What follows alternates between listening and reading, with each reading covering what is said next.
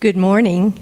I think the reason I was really asked to introduce Jim is that I've known him longer than I think anybody else. Maybe Jane has known him a little bit longer. But other than that, I think he's got copious notes and has worked on this very hard. And I think we do need a timekeeper. When it's time to go, we got to just, the hook. But I think he's going to cover pretty much all of the wonderful things he's done around Trinity Church for the last 46 years. But there's only one little thing that I don't think are in his notes, and that was that in 1982 he kept the 2-year-old nursery. And the thing he's most proud of about that job was he went the whole year without ever changing a diaper. God bless Martha Allgood. But other than that, I'm going to give you the love of my life, and I'm going to be as interested to hear what he has to say as the rest of you are.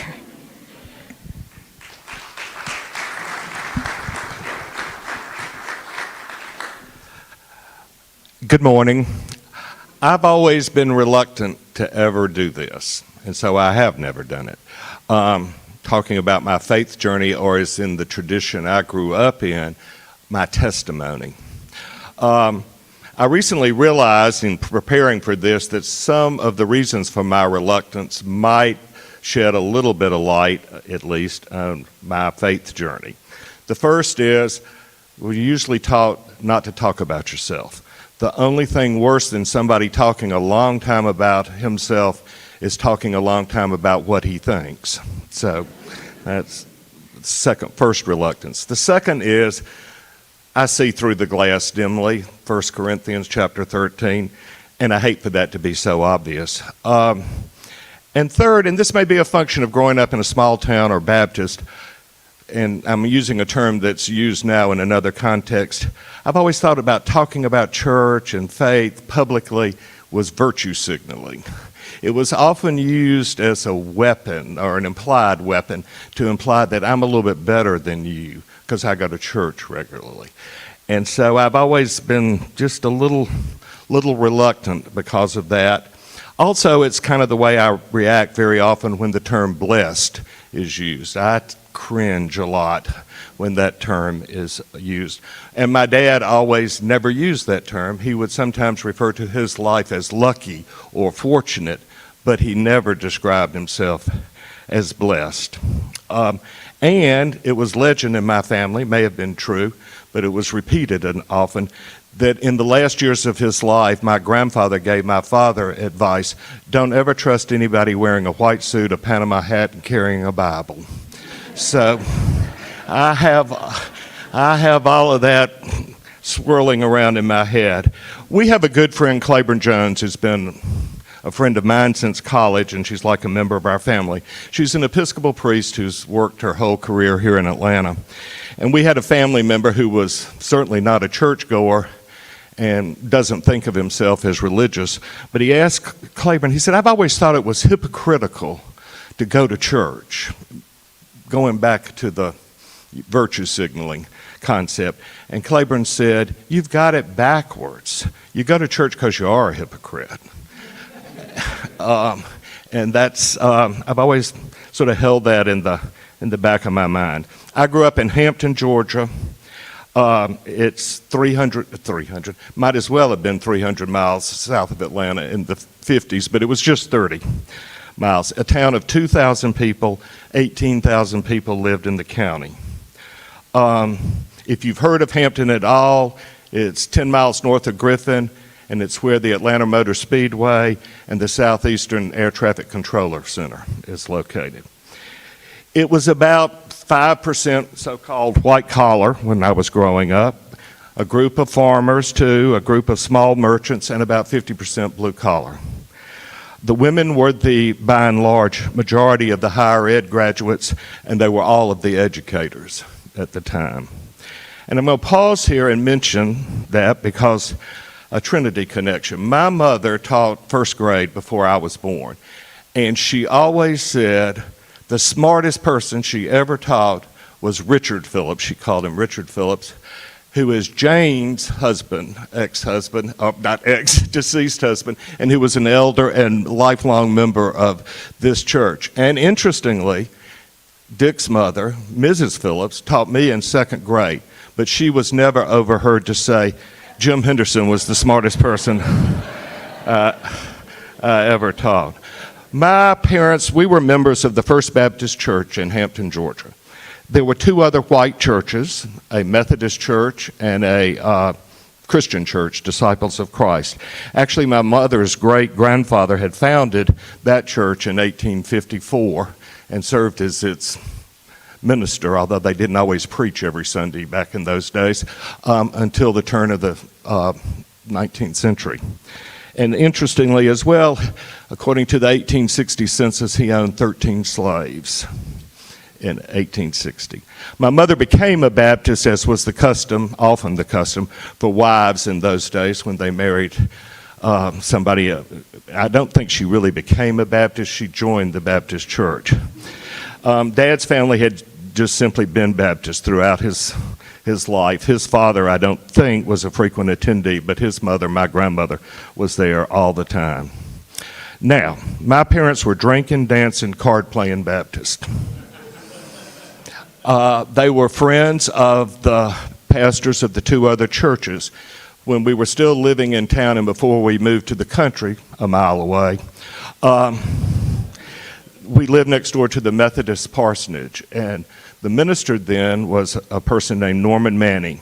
And he and his wife were friends of Mom and Dad's, and they would come down, and honestly, I think they came down because it was a safe space to have a glass of wine in Hampton. But they would come down, and we became very good friends, or the families did. Mrs. Manning was a very attractive lady and decided to compete in the Mrs. Georgia pageant in the late 50s. And part of that, I don't know if it was the talent competition or what it was called, was to prepare and serve a lovely meal to a family. And she asked if she could practice her presentation on us. Well, as children, we thought this was the coolest thing in the world. We did not usually really have flowers on the table and a lot of things. We were incensed that she came in second and not first. We went to Sunday school and church every Sunday. We never went to Wednesday night prayer meeting, although it was held. And only rarely did we go to Sunday night worship service. As I got in the 5th and 6th grade, I went to what was called training union, which was like a youth group, basically. And Mom and Dad were relatively active in the church. My father was a deacon. That's like the session here. Involved in business, building and finance stuff. Occasionally, he taught boys Sunday school. He actually taught both of Herman Talmadge's sons, not necessarily effectively, but he did. And Mom did her turn, quote, keeping the nursery. She was a member of the missionary society at the church, that circle in Presbyterian speak, although I don't know that she really loved that. But she was principal of Vacation Bible School one year. And by the way, Vacation Bible School was cool back in the day. You divided up by age groups, beginner, primary, junior, and intermediate, and you marched into the sanctuary behind 3 people. One was carrying the American flag, one was carrying the Christian flag, and somebody was carrying the Bible. And then once you were in there, you pledged allegiance to each of those 3 things, and then you had basically a biblical lesson, and then you were sent off to your age groups for a character story, refreshments, and arts and crafts. While religion, from the pulpit anyway, was mostly about personal salvation and personal sin, avoiding hell, getting to heaven, it was not actually at the church an impressive environment. Certainly back in those days, it was before the Baptist denomination felt called to politics. And so every Baptist church everywhere was sort of different.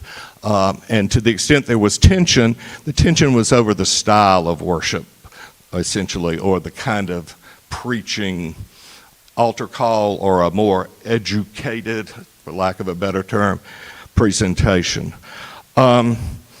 Every white church in town had a revival for a week in the summer, and every church had vacation Bible school, and they were all scheduled so that everybody at everybody else's church could go to every other one. We were not, as children, necessarily loving revival, but we did like going to the Christian church on Tuesday nights and Thursday nights.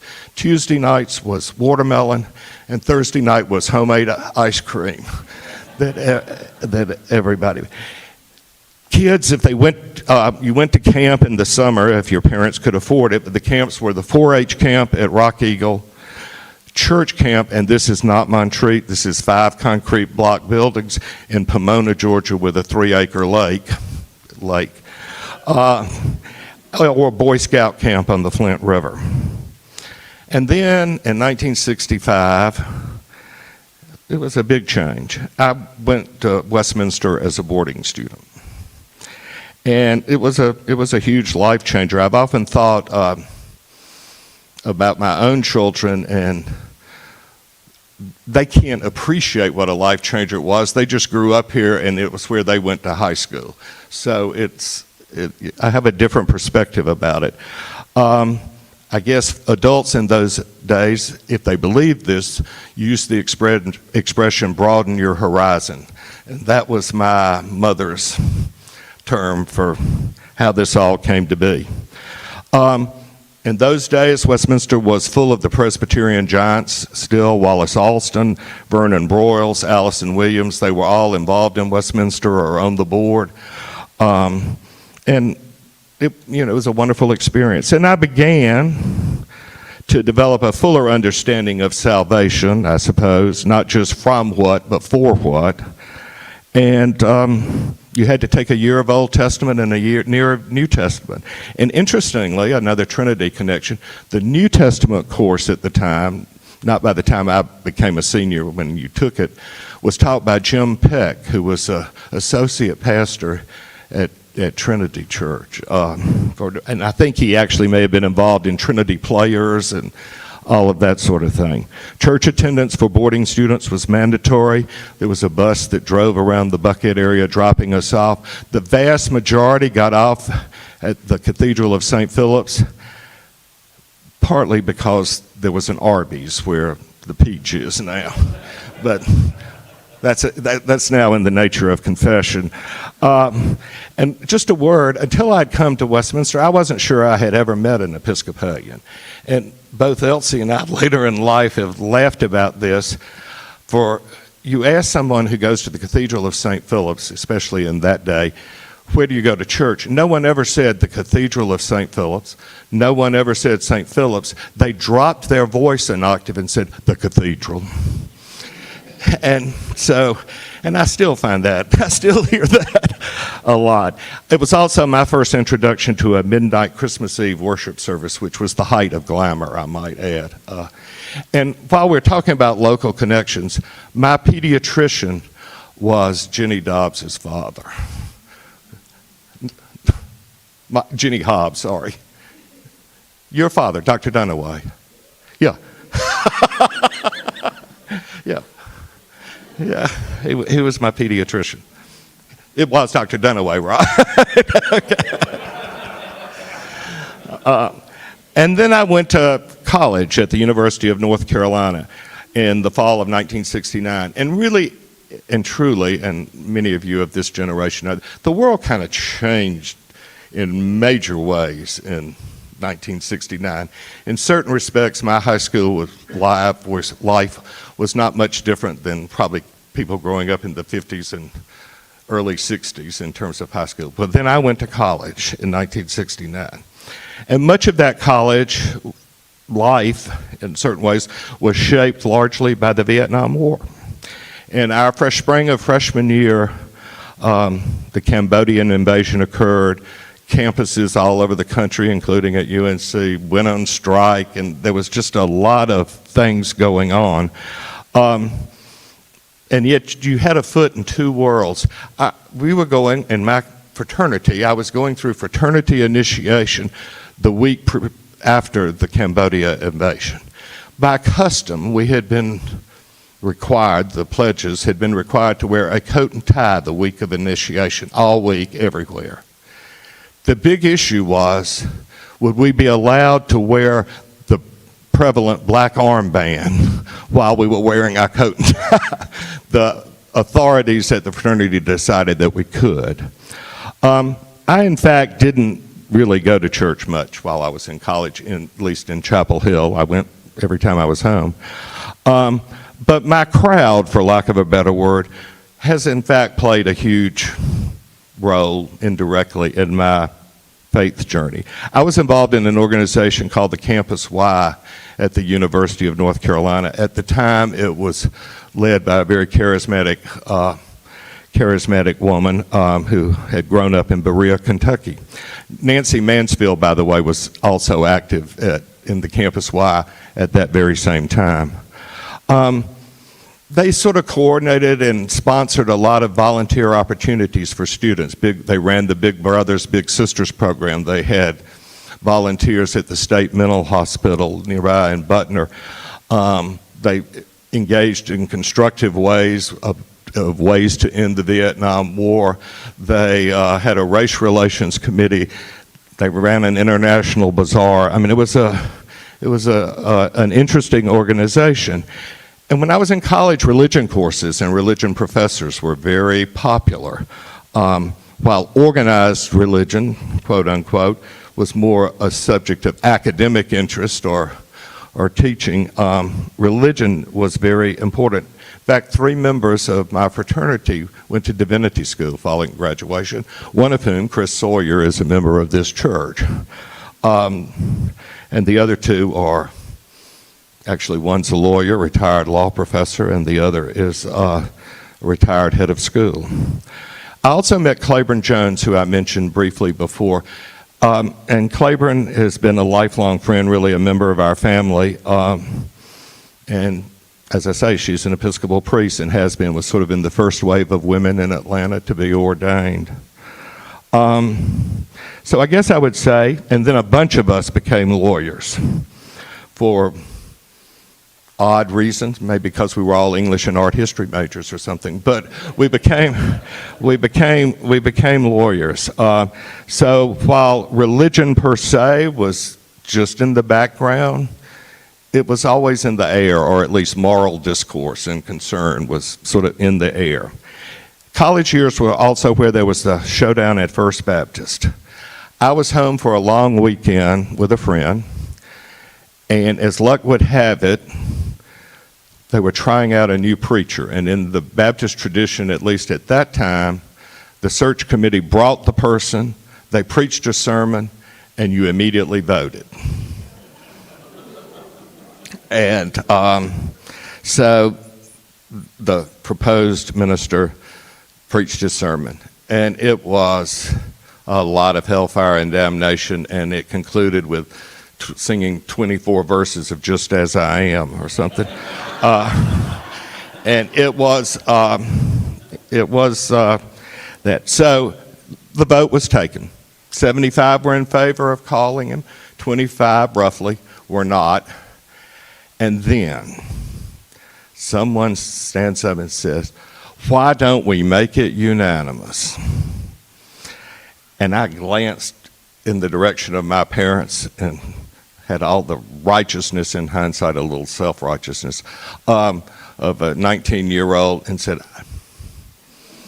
and my grandmother, who had been a member of this church for 50 years, on the other side, and my friend from North Carolina thinking, what in world have I fallen into? But in any event, it was decided that we would, quote, try to make it unanimous, and so they asked everybody to stand up. This row did not stand up. Fortunately, there were about 4 or 5 other people who didn't stand up. My mother espied her long-awaited opportunity, and when we were all home at Christmas, we joined the Disciples of Christ Christian Church. The law school chapter. The most important thing that has ever happened to me in my life happened in law school.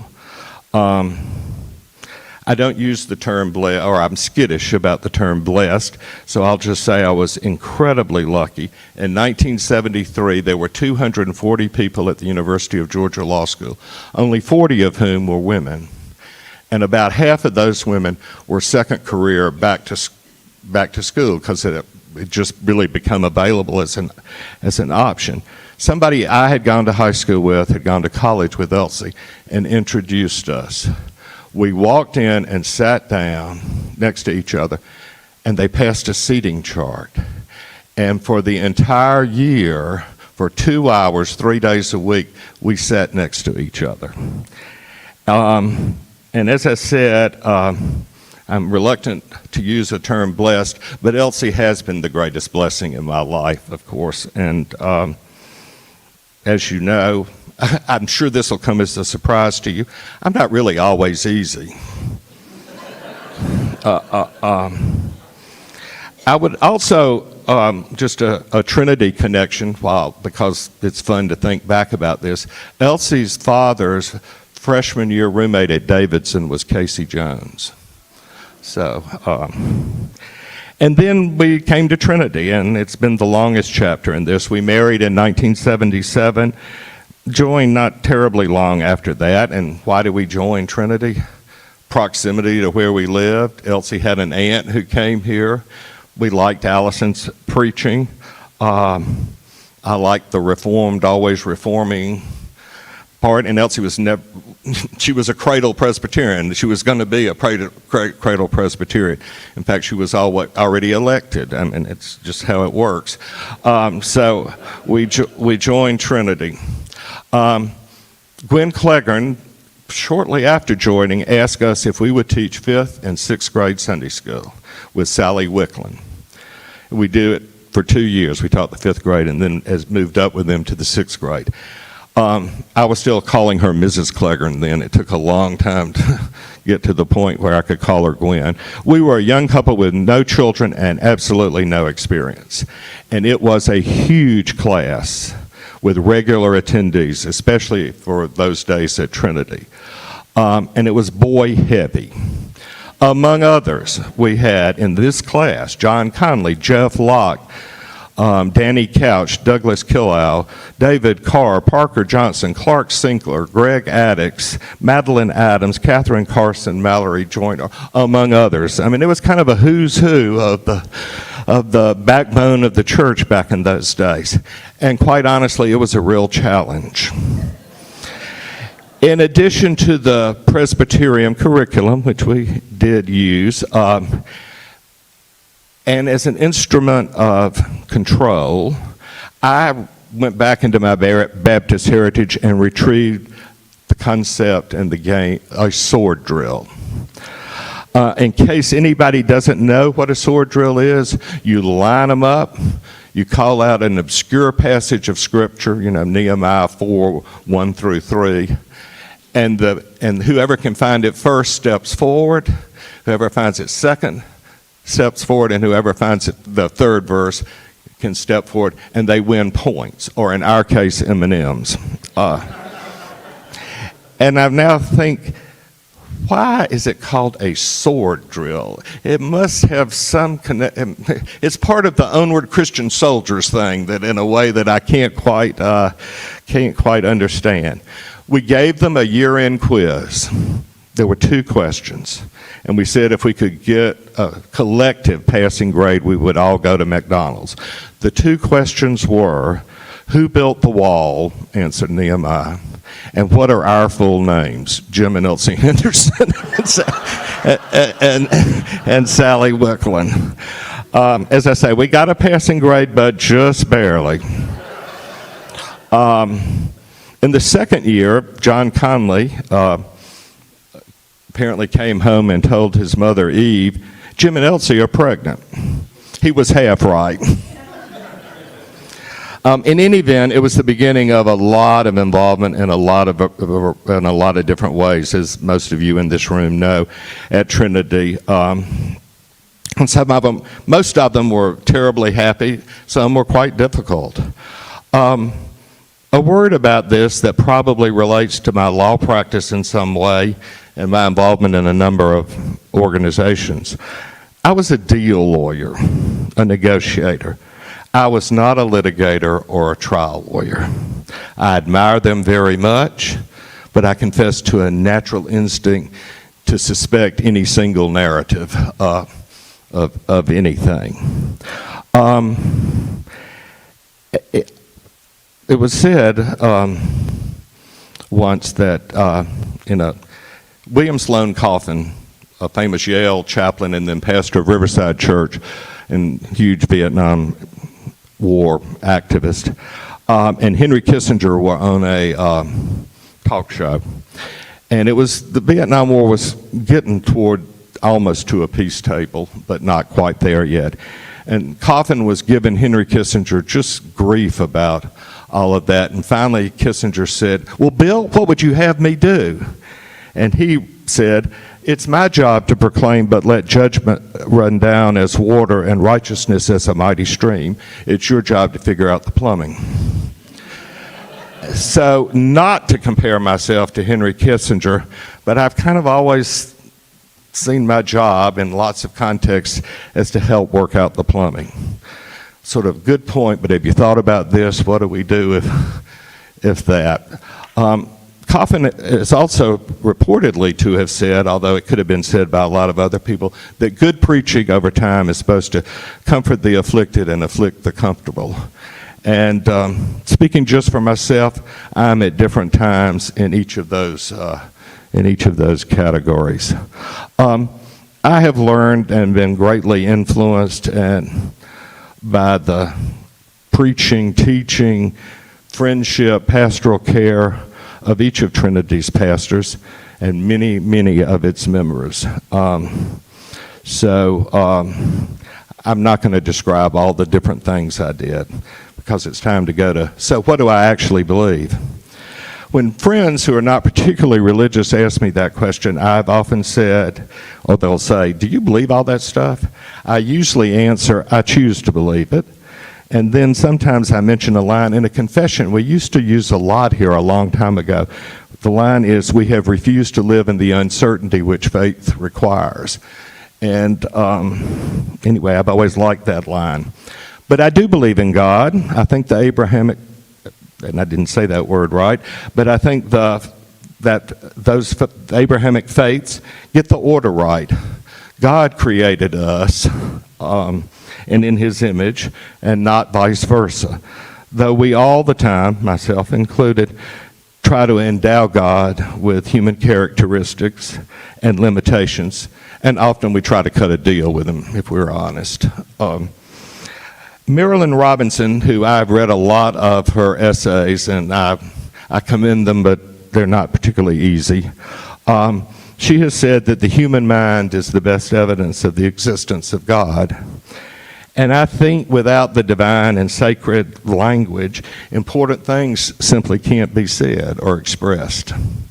So she has written, "Sacredness is realized in the act of attention, because reality is communicative, and the mind is made, grace assisting exquisite effort to experience its meaning."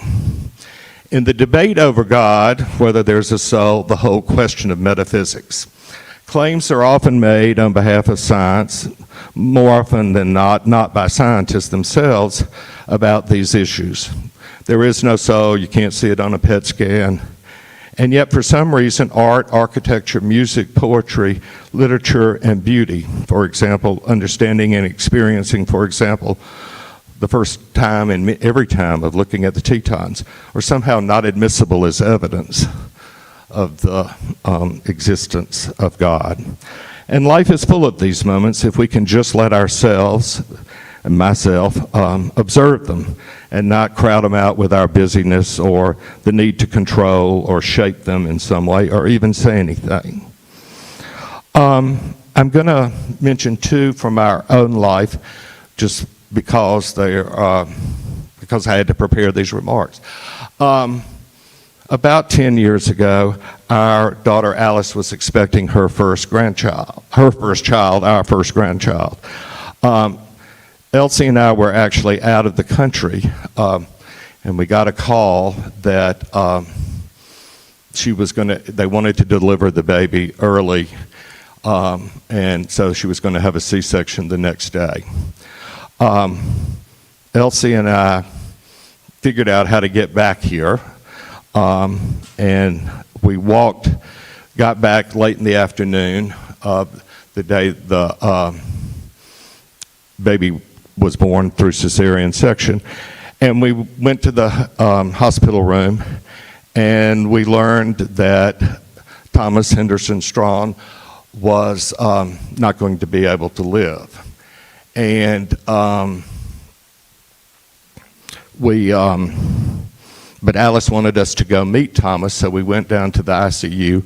We met Thomas, were able to touch him. This was not an entirely unexpected result, but it was by no means a foregone conclusion either. And he died the next morning, the middle of the morning, with Alice and Kevin. It was it still is, an incredibly sad time,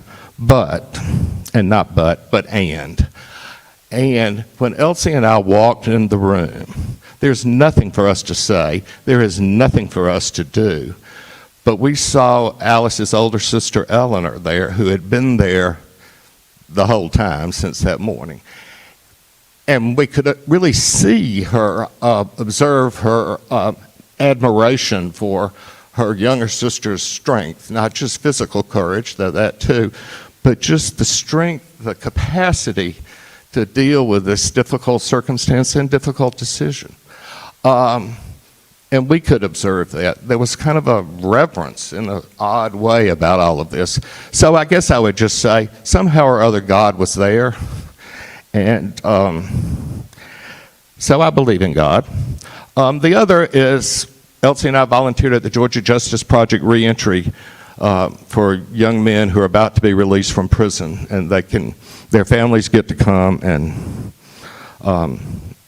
see them, and we're sort of there to provide some activities and provide lunch and just be there. It started out early in the morning. It was cold as the families were lining up, and I was bringing coffee. And truthfully, I probably thought of myself as being the instrument of grace in this situation. The real instruments of grace were the prisoners themselves and their families, to get to observe them interacting with their children, their spouses or the mothers of their children, and then their own mothers, ending the day or early afternoon when the program was ending with a mother-son dance that the DJ put on music for. And if you have any doubt that we're all created in God's image, you should do a volunteer activity like that. So, about Christianity in particular, I'm going to mention some scripture just because it makes a coherent sense to me. I'm sure it is not theologically, academically consistent. They're not even my favorite Bible passages, and there are many others. But the first is Genesis 1:27. We are all created in God's image, male and female. The second is the first chapter of John, generally. The Word became flesh and dwelled among us, full of grace and truth. The third is Matthew 22, 34 through 40. What are the two greatest commandments? Love the Lord with all your heart and mind. And the second is like unto it, to love your neighbor as yourself. And on all of the law and prophets hang on those two commandments. Just two quick observations. Mind is important. Love the Lord with all your heart and mind, or it resonates with me. And the second one is a quirky word that says the second commandment is like the first. It's consistent with us being created in God's image. It is consistent with that thought. Then there's John 11:25. I am the resurrection and the life. The one who believes in me will live even though they die. From Rebecca's sermon of a few weeks ago, John, the whole 14th chapter. I am in my Father, and you are in me, and I am in you. Whoever believes in me will do the works I have been doing. Do not let your heart be troubled, and do not be afraid. And then finally, the overly familiar, I suppose, 1 Corinthians 13. Faith, hope, and love, but the greatest of these is love. I would just observe that it seems to me love is the verb in those words. Faith and hope are the predicates, but they provide the reassurance, the courage to risk love in and for the world. Someone has observed that in a lot of Christian churches, traditions, including my early one, there is too much emphasis on going to heaven and not enough on resurrection. You may remember Scott Black Johnston's told the story every Easter Sunday of his good friend who would call up and leave the message on his answering machine. He's on the loose. He's on the loose. Which I thought of when I was thinking about all of this. So a word about atonement. Reconciliation with God, okay. Not sure I subscribe to a simple died for our sins. If that suggests God required a sacrifice because of our transgressions. I think God had already forgiven us. But the world needed to understand that and what it means to be forgiven and to live in a world as a forgiven person. So I do believe Jesus' life, death, and resurrection makes clear that we are not defined and forever condemned by our sins. We will and do already participate in eternity, which includes the present. Thy kingdom come on earth as it will be done in heaven. And we do not need to fear death. To be clear, I don't want a premature or painful death in life, but not so fearful of the other side. Often thought of this as a never-ending journey in life to become an unafraid Christian. Unafraid to die and unafraid to live as Jesus taught as best we can understand. And that brings me back to my reluctance to talk about these things at the beginning. It's now obvious that I see through the glass dimly, but I do want to read the last paragraph of one of my favorite novels, which is The Moviegoer by Walker Percy, written in 1961. It's about, briefly, a young stockbroker who is trying to figure out really what he wants to do when he grows up, whether he wants to grow up, and what does growing up look like. And he has about chosen his profession and decided he is probably in love with and wants to marry a woman who has some difficult mental health issues. But anyway, they agree to meet and talk various things over at a playground. This is set in New Orleans. And they're there, and while they're talking, they actually notice there's a church adjacent to the playground, and eventually they notice people coming and going, and it dawns on them that it's Ash Wednesday. And they continue their conversation, and then the novel ends this way. The Negro has already come outside. His forehead is an ambiguous sienna color and pied. It is impossible to say for sure whether he received the ashes. When he gets into his Mercury, he does not leave immediately, but sits looking down at something on the seat beside him. A sample case, an insurance manual. I watch him closely in the rearview mirror. It is impossible to say why he is here.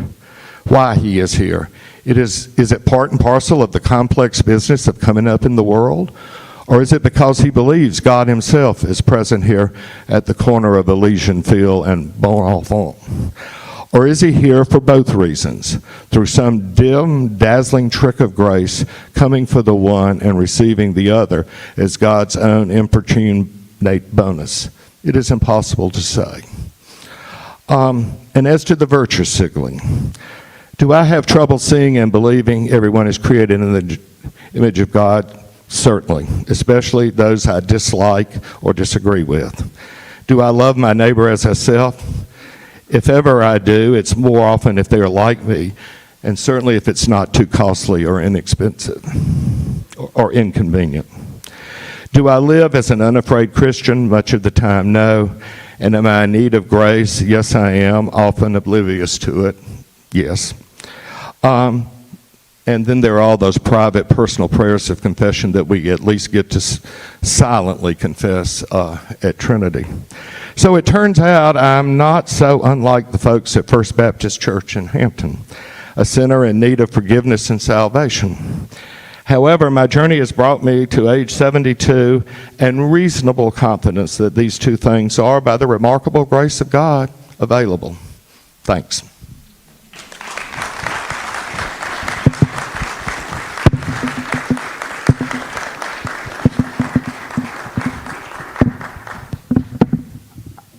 Surely you don't have any questions. Clear as a bell. Yes? Oh, were you raising your hand? There were so many great things in that talk. I have to admit, I got stuck on the Christian flag. It's kind of the St. Andrew's flag. It's the white flag with the blue and the cross up in the left-hand corner.